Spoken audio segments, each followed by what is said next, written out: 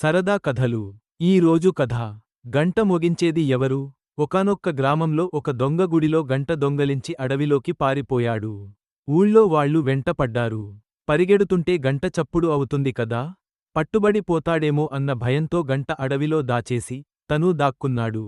దొంగ దొరకకపోతే ఊళ్ళో వాళ్ళు తిరిగి వెళ్ళిపోయారు. మళ్ళీ గంటతో పాట్లు ఎవరు పడతారు అనుకుని దొంగ కూడా గంటని అడవిలో వదిలేశాడు. కాలక్రమేణ ఈ సంఘటన అందరూ మర్చిపోయారు. ఒకరోజు సాయంత్రం పూట హఠాత్తుగా గంట మోగడం మొదలెట్టింది. అడవిలోంచి గంట చప్పుడు గ్రామంలో వినిపించింది. గ్రామస్థులు అంతా భయపడ్డారు. గంట కొడుతున్నది ఎవరు అని ఒకరితో ఒకరు చర్చించుకున్నారు.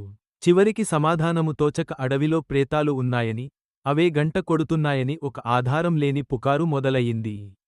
గ్రామంలో వాళ్లు భయపడి అడవివైపు వెళ్లడం మానేశారు.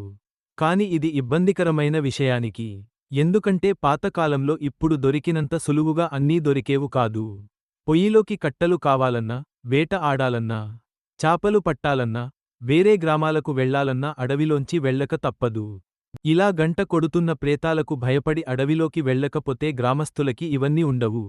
అది ఇబ్బందే కదా. మాటిమాటికీ గంట వినిపించడం ఒక సాధారణ విషయానికి అయిపోయింది. గంట మోగినప్పుడల్లా ఊళ్ళో వాళ్లకి చెప్పుకోలేనంత భయం. తట్టుకోలేక కొంతమంది గ్రామం వదిలి వెళ్ళిపోయారు. ఒకరోజు గంట చప్పుడు వినిపిస్తుంటే ఒక అవ్వ అసలు గంట ఎవరు కొడుతున్నారు? ప్రేతాలున్నాయంటే నేను నమ్మను అనుకుంది. అడవిలోకి వెళ్ళి చూద్దామనుకుంది. మొన్నాడు అలాగే వెళ్ళి చూసింది. గంట చప్పుడు ఎటువైపు వస్తోందో పరిశీలించి అటువైపు వెతికింది. కొంతసేపటికి చూసిన దృశ్యానికి పడీ పడీ నవ్వడం మొదలెట్టింది. గంట ఒక చెట్టు మీద వేళ్లాడుతోంది. ఆ చెట్టు మీద బోల్డన్ని కోతులు ఉన్నాయి. గాలి తగిలినా, కోతి తగిలినా గంట ఊగి కొట్టుకుంటోంది. అవ్వ నవ్వుకుంటూ తిరిగి గ్రామంలోకి వెళ్ళింది. వెళ్ళి ఊరి పెద్దను కలిసి, నాకు ఈ గంట బాధనుంచి విముక్తి ఎలా చెందాలో ఒక ఉపాయం తట్టింది. దానికి నాకు కొంత సామాగ్రి కావాలి. మీరు కొంత డబ్బు ఇప్పిస్తే నేను ఈ సమస్యని పరిష్కరిస్తాను. ఇంక ఎవ్వరూ మన గ్రామం వదిలి పోనవసరం లేదు అని చెప్పింది. ఊరి పెద్ద ఆ అవ్వకి యజ్ఞమో, నోమో, పూజో అలాతిదేదో తెలుసేమో అనుకుని కొంత డబ్బు ఇచ్చి పంపించాడు. ఆవిడ ప్రయత్నం ఫలించాలని, ఊరికి మంచి జరగాలని దేవుడికి మొక్కుకున్నాడు.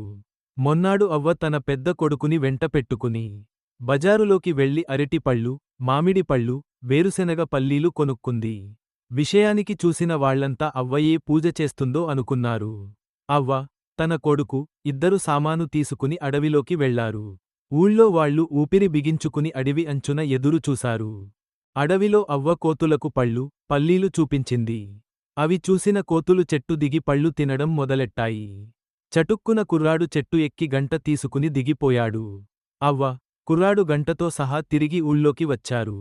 ఏమవుతుందో అని ఆత్రంగా ఎదురు చూస్తున్న గ్రామస్థులు నవ్వుకుంటూ తిరిగి వచ్చిన వాళ్ళిద్దరిని చూసి ఆశ్చర్యపోయారు. అవ్వ జరిగినదంతా చెప్పింది. ఊళ్ళో వాళ్లు ఆమె ధైర్య సాహసాలని, తెలివితేటలని మెచ్చుకున్నారు.